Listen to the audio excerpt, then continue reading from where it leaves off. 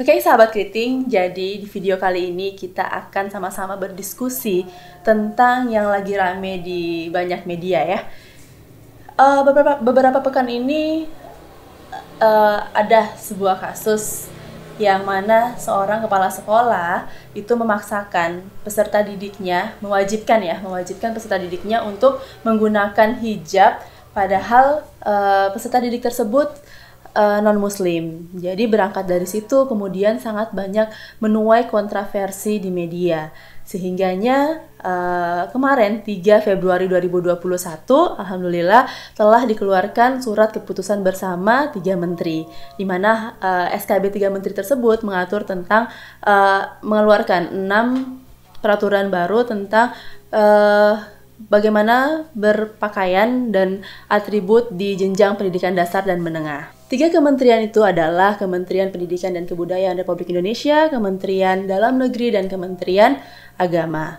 Nah, berdasarkan kutipan yang saya ambil dari Bapak Menteri Pendidikan Kebudayaan, Bapak Nadiem Makarim, itu sebenarnya ada 3 hal mendasar yang menjadi alasan mengapa lahirnya SKB 3 Menteri ini.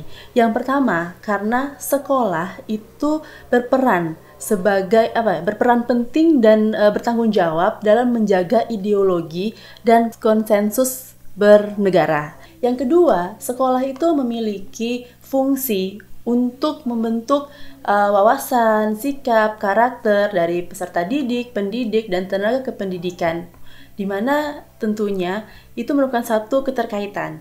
Yang kemudian yang ketiga, seragam maupun atribut dari peserta didik, pendidik, dan tenaga kependidikan itu tentunya menjadi bentuk nyata dari suatu bukti keanekaragaman agama yang ada di Indonesia dan toleransi yang tentunya sudah mengakar dari Indonesia sejak dahulu kala. Namun, yang menjadi pertanyaan kini, apakah kemudian dengan adanya peraturan keseragaman ya dalam berpakaian dan atribut di sekolah itu merupakan suatu keterpaksaan? Bagaimana menurut teman-teman sekalian? Setuju atau tidak? Silahkan tuliskan tanggapan teman-teman di kolom komentar. Yang sekarang masih pengen lanjut, usahakan nonton terus Kriting sampai selesai ya, karena di sini nanti kita akan ada beberapa alasan juga sampai dengan bagaimana tanggapan saya tentang kasus ini. Nah, menanggapi pertanyaan yang tadi, hasil jawaban yang saya dapatkan dari hasil tontonan di YouTube saat kemarin launchingnya peraturan ini, Menteri Agama menjawab bahwasannya sejak awal sikap dari Kementerian Agama itu begitu sangat selaras ia sekata dengan Kementerian Pendidikan dan Kebudayaan, di mana berdasarkan Permendikbud nomor 45 tahun 2014 itu kan sudah ada bagaimana peraturan tentang seragam dan atribut di sekolah, sehingganya Kementerian Agama pun sangat menyetujui itu, di mana memang harus saling toleransi dan menjaga kebersamaan tersebut. Tapi sayangnya berdasarkan sejumlah studi ya tentang pelanggaran kebebasan beragama yang dikeluarkan oleh Wahid Foundation, itu justru negara adalah aktor utama dalam pelanggaran kebebasan beragama tersebut. Karena hal ini bukan saja terjadi di Padang tentunya, tapi juga terjadi di Bali, kemudian NTT, Maumere, dan juga daerah-daerah lainnya yang ada di Indonesia. Dan sebenarnya ini menjadi PR penting bagi Kementerian Dalam Negeri, apakah sudah memiliki hasil evaluasi ya daerah mana saja yang memiliki mungkin peraturan yang berbau sara atau intoleransi, dan apa tindakan dengan adanya peraturan tersebut. Tapi kemudian Kementerian Pak Menteri Dalam Negeri juga tidak menjawab secara gamblang daerah mana saja dan apa yang sudah ditemukan, tapi justru beliau berharap dengan adanya peraturan bersama ini itu akan meniadakan peraturan-peraturan daerah yang kemudian berbau sara dan intoleransi. Pemerintah pusat sangat mengharapkan bahwa pemerintah daerah dan kepala sekolah menerapkan apa yang sudah disahkan di SKB 3 Menteri. Yang kemudian menjadi pertanyaan sekarang, apakah kan di peraturan itu tetap ada konsep dan contoh dari bagaimana berpakaian muslimah. Apakah kemudian itu akan ada revisinya juga?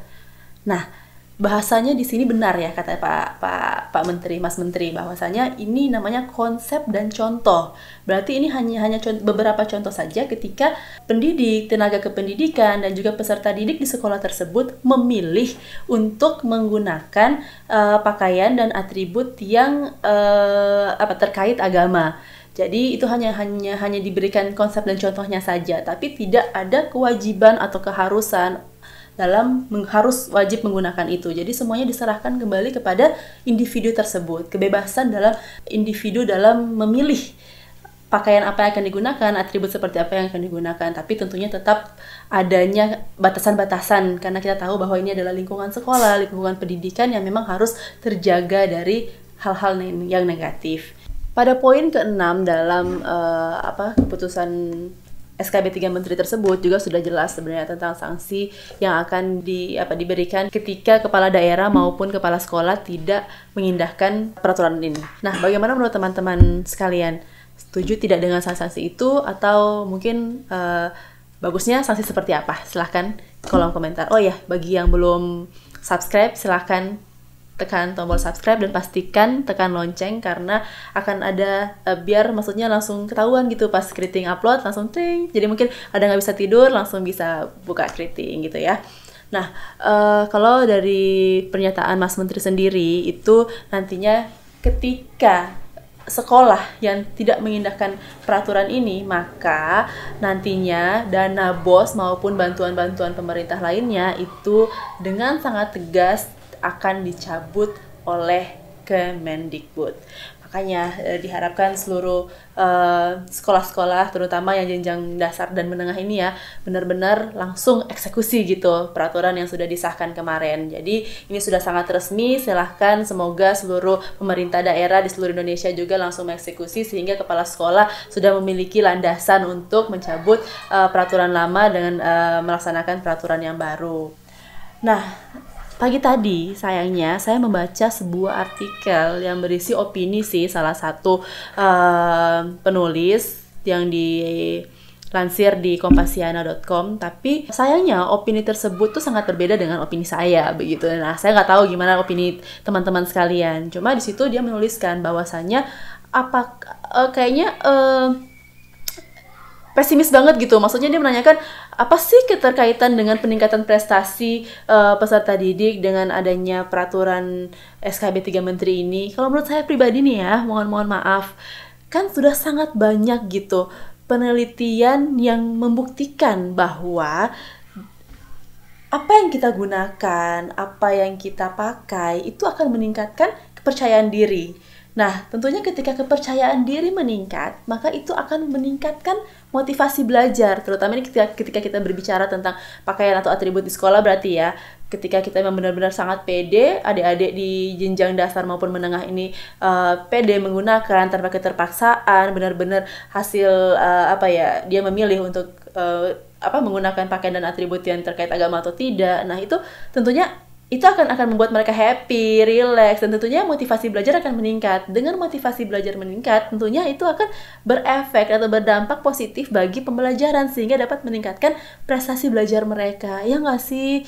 Nah, itulah keterkaitan yang mungkin bagi sebagian orang kayaknya nggak ada dan sebagainya ya. Itu mungkin ada pandangan tersendiri dan ada penelitian tersendiri bagi dia. Tapi menurut saya pribadi, saya setuju dengan peraturan ini, dan disahkannya peraturan ini sangat membuktikan ini akan menjadi cerminan generasi Indonesia, di mana inilah wajah Indonesia begitu. Inilah yang sebenarnya sudah mendarah daging seharusnya, bahwa ini Bhinneka Tunggal Ika yang sebenarnya Indonesia miliki gitu. Kenapa dari yang peraturan lalu itu justru kayaknya berbelakang gitu ya dengan Bhinneka Tunggal Ika ya.